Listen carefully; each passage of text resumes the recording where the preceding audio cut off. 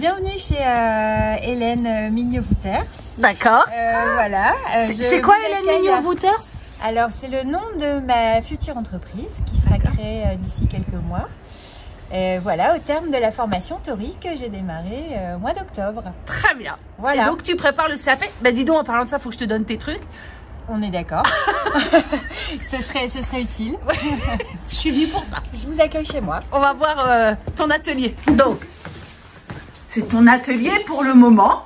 Pour le moment, le temps de la formation. Et puis ensuite, je déménagerai pour un espace avec une fenêtre. Ah bah oui. La lumière du jour. Bah ouais. Voilà. Donc là, pour l'instant, je suis installée là. Mais dis donc, t'as quand même vachement bien aménagé. T'as peint là-bas et tout, c'est beau. Ouais, mais j'ai essayé de faire, parce que c'est pas chauffé, il n'y a pas de lumière du jour, donc c'est pas toujours très agréable. Donc bon, j'ai essayé quand même de l'aménager pour avoir envie d'y travailler. Bah oui. Parce que j'y passe un petit peu toutes mes journées depuis 5 mois. C'est ça. Donc voilà. Bon, des fois, j'ai quand même la lumière du jour avec la porte qui donne sur le jardin, mais l'hiver, j'évite d'ouvrir pour avoir encore plus froid. Donc voilà où je suis installée. Ok, donc ça c'est ton travail en cours. Voilà.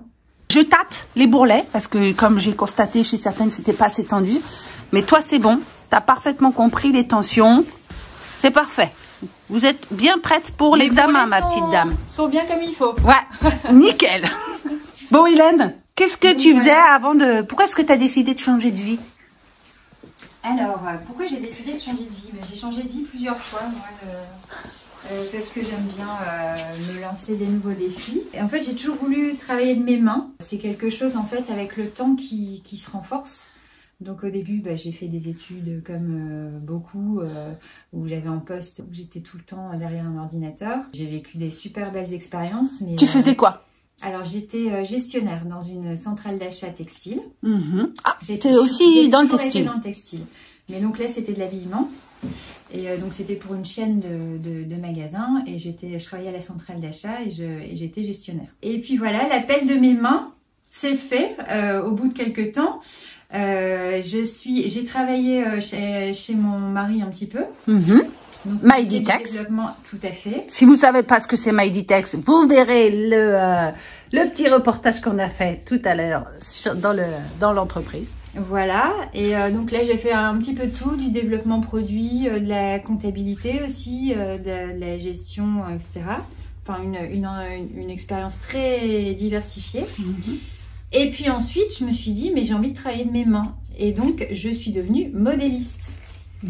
Parce que je voulais faire des patronages. J'étais très branchée couture.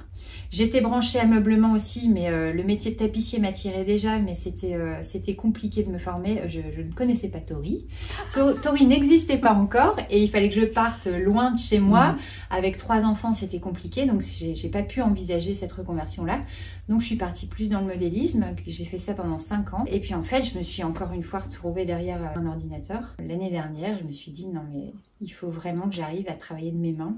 Il faut que j'arrive à travailler du rêve que j'ai là depuis 10 ans. Ça fait 10 ans que j'ai ce rêve-là de devenir tapissier. Et donc j'ai refouiné sur internet, j'ai recherché et j'ai trouvé Cécile Méret.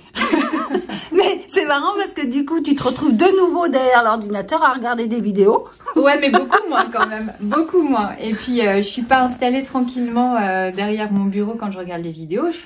T'es là en train de faire les fauteuils, quoi. Ouais, les exos. Ouais. Après, je viens d'une famille. Alors je suis dans le tissu depuis toujours. Je viens d'une famille d'artisans aussi, puisque mon grand-père, mon arrière-grand-père était ébéniste. Donc j'ai grandi aussi pas mal dans des ateliers. T'as la culture du meuble. J'ai la culture, ouais, j'ai hérité de quelque chose, d'une fibre voilà, en tout cas. Et je trouve que là, le côté meuble, le côté tissu, manuel, la décoration que j'adore, en fait, tout se retrouve dans le métier de tapissier. C'est vraiment le métier qui regroupe tous mes centres d'intérêt et mes passions. Donc pour l'instant, tu es contente de ce choix que tu as fait? Ah, pour l'instant, je suis ravie. C'est exactement là où je dois être. Et ta famille s'en rend compte aussi? Oui. Quand je me mets à en parler, généralement ils se disent oh, mais on voit vraiment que, parce que tu parles avec tes mains, le ton de voix enjoué, ils sont contents pour moi. Et alors, et le projet d'entreprise? J'y réfléchis depuis le début. Je pense quand même que je vais créer avant l'examen. J'aimerais bien créer en mai-juin dans ces eaux-là. Là, je vais me concentrer beaucoup sur l'examen, mais c'est pas, pour moi, c'est pas la finalité c'est pas l'objectif de ma formation. C'est quelque chose que je vais passer, mais mon objectif, c'est de créer mon entreprise.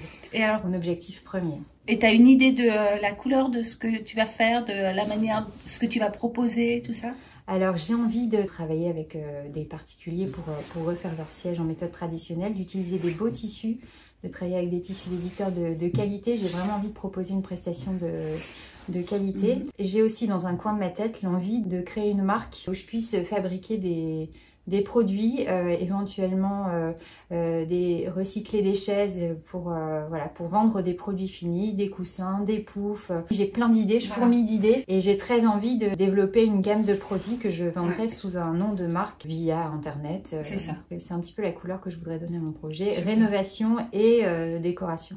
Et donc ça va s'appeler Hélène Mignot-Wouters. Alors, mon activité de tapissier s'appellera à 80%. En fait, je reprends mon nom comme vraiment, c'est là d'où je viens. Je reprends mon nom, Hélène Mignot, et Wouters, mon nom de jeune fille, parce que c'est un héritage familial que j'ai et que j'ai envie de faire transparaître dans mon nom, parce que je pense que si je suis là ici, c'est aussi à cause de mes origines et voilà, de tout ce dont j'ai été nourrie pendant ma jeunesse.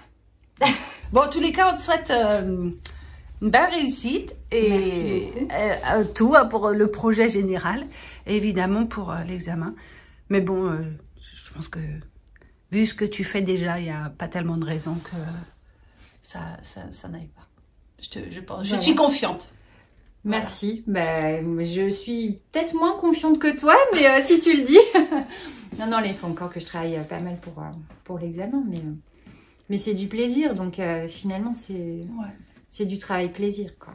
Et même l'histoire de l'art, des styles, etc. Je trouve que c'est passionnant, en fait. Avant, tu travaillais déjà ça? Tu avais déjà un petit peu regardé l'histoire des styles? En fait, je connaissais de par mes parents ont des meubles de style. Mon grand-père en avait, donc on savait reconnaître par les grandes lignes de certains styles, quoi. Mais pas autant dans le détail, les ornements, les détails d'ornements, etc. Ça, on ne savait pas. On savait juste que le style Louis XVI, c'était des pieds plutôt droits. Enfin, voilà, on avait des idées très, très générales. Mais c'est intéressant. C'est très intéressant. D'aller plus en profondeur sur les connaissances comme ça, ouais. Bon, super. Merci beaucoup, Hélène. De rien. Avec plaisir. Ouais, c'était super bien. On reviendra quand tu auras lancé ta marque. Oui.